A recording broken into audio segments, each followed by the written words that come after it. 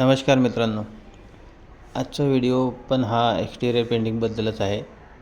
या बिल्डिंगचं एक साधारण 6 महिन्यापूर्वी आम्ही प्लास्टर वगैरे केलेलं होतं, पॅच प्लास्टर। 15 वर्ष जुनं बिल्डिंग आहे। प्लास्टर झाल्यानंतर त्यांना पेंट पण करण्याचं ठरलं आणि मग आम्ही बिल्डिंगला वॉश करणे चालू केलं।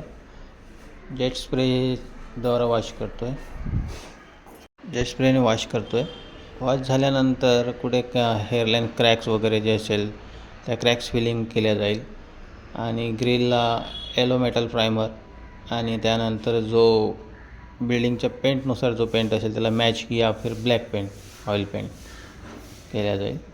तर एक साधारणतः 12 माळे आहे आणि खूप रिस्क असतो कामगारांना। तर कामगारांना सेफ्टी बेल्ट वगैरे सर्व बांधूनच काम केलं जाईल। या साईडची वॉश झालेला आहे